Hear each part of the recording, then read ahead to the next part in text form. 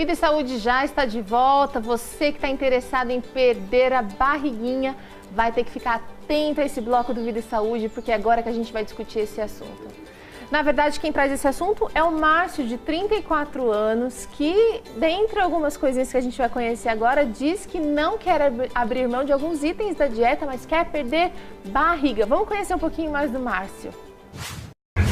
Eu tenho uma dúvida, que eu como muito pão, sou viciado em pão. Eu queria alguma dica para eu continuar comendo pão e perder a barriga que eu tenho. Muito bem, Márcio. Olha, você está interessado em ter saúde, perder sim um pouquinho dessa barriga e não quer abrir mão do pãozinho branco. Olha, para discutir o seu assunto, a gente trouxe aqui no Vida e Saúde, Dr. Everton. Obrigada pela abrir um espaço na sua agenda e estar aqui com a gente de novo. Você que é tão estudioso, que está sempre ligado ao que há de melhor, o que há de mais novo na medicina. Obrigada por estar aqui com a gente, viu? Obrigado, Teiro, pelo convite. Temos também a doutora Marina, que é nutricionista, está aqui, acho que vai dar uma mão e tanto para a dúvida do Márcio, que é perder barriga sem abrir mão do pãozinho branco. Ele diz que come muito, gosta muito. É possível, doutora? Primeiro a gente tem que entender que, na verdade, o ganho de gordura abdominal, ele não é pontual, a gente engorda de uma maneira geral. O pão branco que é tão mitificado, que engorda, porque na verdade a nossa população, a nossa cultura brasileira, a gente costuma comer muito pãozinho branco. Mas não é o pãozinho branco, é o excesso, porque a gente engorda com o que a gente come a mais do que a gente gasta. Então, em tese, ele não precisa abrir mão do pão branco. Lógico que a gente também tem outros aspectos. Se você puder preferir um pão que é integral, porque ele é mais rico em fibra, vai ter uma digestão mais lenta, você não vai talvez armazenar tanta energia do que você armazena quando come alguma farinha refinada. Fala um pouquinho pra gente do que acontece com o corpo quando a gente consome alimentos refinados, em geral. Sim, isso lógico que depende muito da situação, mas o que acontece hoje muito, que as pessoas gerou esse medo dos refinados, que as pessoas ficam longos períodos em jejum e de repente elas colocam uma carga de produtos refinados muito grande para dentro do corpo. E o nosso corpo, ele entende aquilo como um excesso de energia. Primeiro porque você ficou muito tempo em jejum, então ele quer armazenar aquela energia que chegou, e outra que é a sua glicemia, a sua glicose sanguínea. Quando você come algo refinado em maior quantidade, ela vai dar um pico muito alto e o corpo vai interpretar como excesso de energia. Como ele não desperdiça essa energia, ele armazena. E a forma de armazenar energia no corpo é em forma de gordura.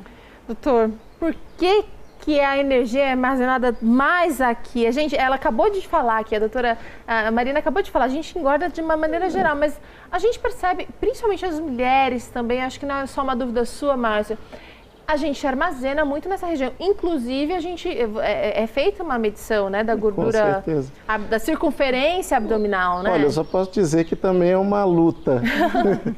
Para mim, assim como para muitas pessoas, é multifatorial o que vai acontecer. E muito do que a doutora Marina falou aqui, o organismo, ele tenta, ele assimila esses longos períodos como se fosse, olha, eu estou desesperado, ele não tem olhos, ele não tem um cronograma que o cérebro consiga dizer para ele, olha, calma, que daqui a algumas horas você vai ter alimento, e ele estoca tudo. E assim, o que acontece?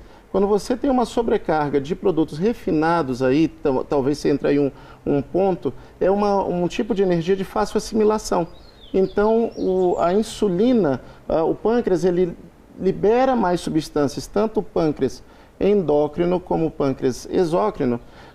O exócrino para liberar substâncias, para tentar dissolver esse tipo de carboidrato, e o endócrino para liberar mais insulina.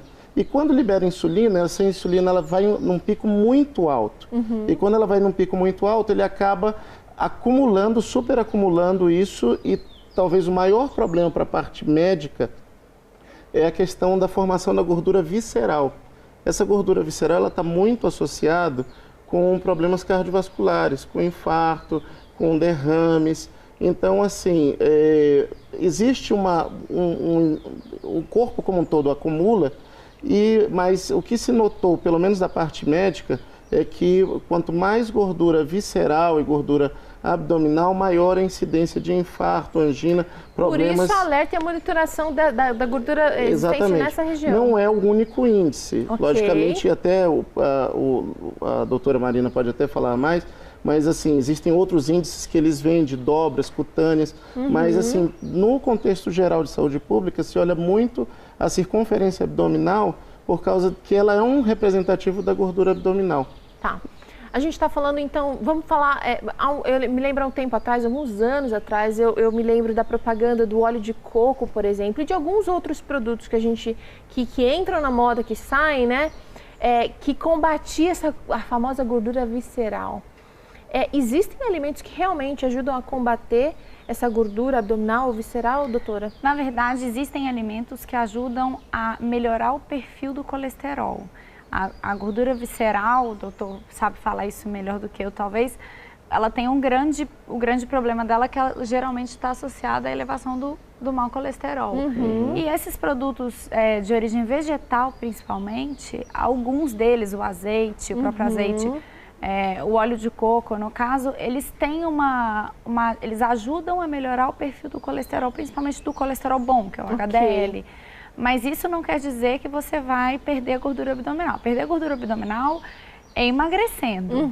E o óleo, por melhor que ele seja, ele é um alimento calórico. Sim. Então, ele tem que ser muito medido. Dosado. E adequado. Por isso, é a pergunta dele, do pão branco também. Posso aproveitar e fazer uma pergunta? Vai lá. Claro. Existem certos suplementos que eles são termogênicos, ou seja, aumentam o metabolismo, assim como o óleo de coco. E às vezes misturam chá verde com outras xantinas ali para tentar fazer um gasto calórico. E assim, nesse caso também seria o mesmo raciocínio. Sim, também pode ser o mesmo raciocínio. A minha preocupação na parte cardiológica é que às vezes tem algumas pessoas que chegam ao consultório com arritmia, porque eles estão tentando fazer uma dieta e essa mistura pode ser perigosa. Exatamente. Então precisa ser monitorado, então, né, doutora? Sim, com certeza. Gente, vamos falar o seguinte, o Márcio está com um problema aqui, ele quer perder barriga, a gente está tratando aqui a gente está indo assim, mais pela periferia, o que dá para ser feito, não, mas vamos focar, ele precisa perder barriga. O que dá para ser feito, então? Então, a primeira coisa, ele tem que procurar um médico, um nutricionista, porque se ele está com um aumento de gordura abdominal, isso pode sinalizar outros problemas. Então, acho que é o pontapé inicial.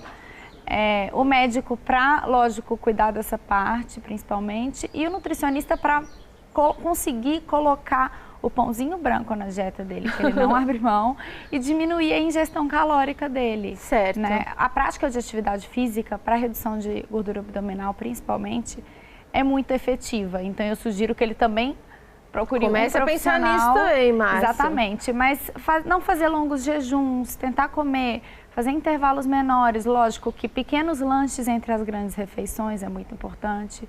Evitar a ingestão excessiva de gordura, acho que beber bastante água, né?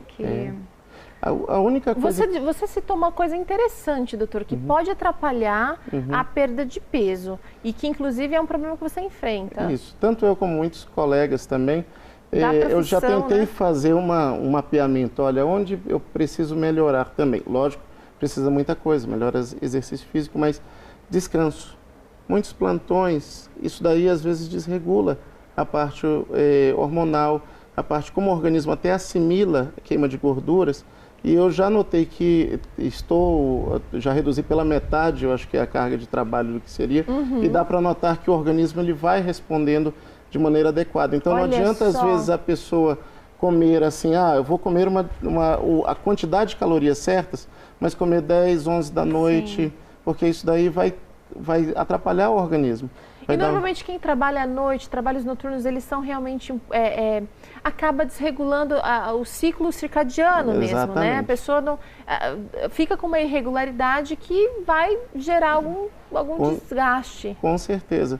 É lógico que é assim, a gente tenta balancear o máximo possível, né? Senão não tinha gente na emergência, não tem de madrugada, quando todo mundo pode passar mal, né? Mas com certeza o máximo que a pessoa puder fazer isso também. Eu estou experimentando da minha parte para tentar reduzir o máximo possível. Eu acho que tentar manter um ritmo de trabalho que seja mais próximo do que seria o natural do fisiológico, respeitando o organismo.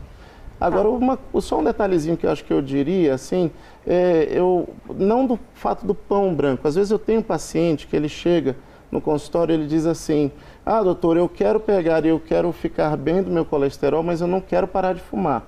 Eu quero pegar e ficar bem disso, mas, por favor, não tira de mim a minha picanha com a gordura ali em cima. Eu quero dormir bem, mas não tira meu cafezinho. Então, às vezes a gente tem que também fazer perdas e ganhos. Às vezes você está fazendo um esforço tão grande e às vezes a pessoa desanima, não consegue alcançar os seus resultados e acaba largando tudo.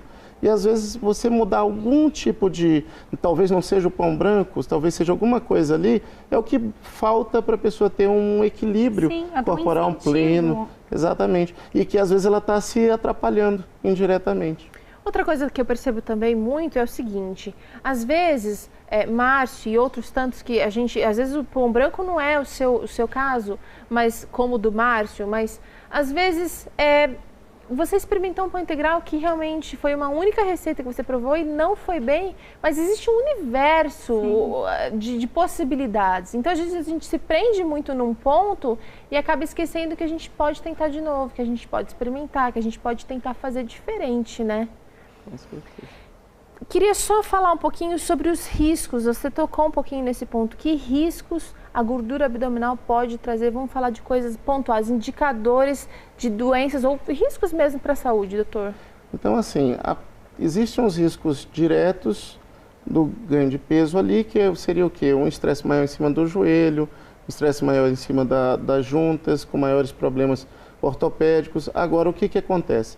Toda vez que você coloca uma grande ingesta de energia, de glicose ou de carboidratos ao mesmo tempo no organismo, o que acontece? O organismo ele tenta jogar o máximo possível de insulina para dar conta do recado. E o que vai acontecendo com o passar do tempo? Essa insulina ela vai perdendo o poder dela, a força dela. Então a pessoa, às vezes é muito comum nós fazermos teste de tolerância à glicose e fazer a dosagem de insulina. E você faz a primeira dosagem de insulina, uma pessoa normal, dentro do IMC adequado, dentro do peso adequado, a insulina ela precisa subir só um pouquinho para ela dar conta e a glicemia ficar adequada. Uma pessoa que esteja com essa gordura abdominal aumentada ou muito aumentada, a insulina ela tem que ir muito acima e às vezes isso vai fadigando com o passar do tempo o pâncreas e a pessoa pode desenvolver diabetes tipo 2. Olha só, entre outras coisas, né, gente? Exatamente. Quanta coisa então dá para ser feita, Márcio? Eu espero que a gente tenha te ajudado e eu espero que realmente você consiga perder a gordura abdominal. E não é fácil, a gente sabe aqui, a gente dá o recado, não é fácil, mas se você persistir e se você começar a se atentar para outros detalhezinhos da sua vida, você vai ver que é possível, a despeito de ser difícil. Obrigada, gente, pela participação, viu? Obrigada. Obrigado. Tá certo, gente? Vida e Saúde vai ficando por aqui. Amanhã tem mais. A gente vai falar um pouquinho sobre depressão sazonal e outras coisinhas mais aqui no Vida e Saúde. Espero você, então. Até lá!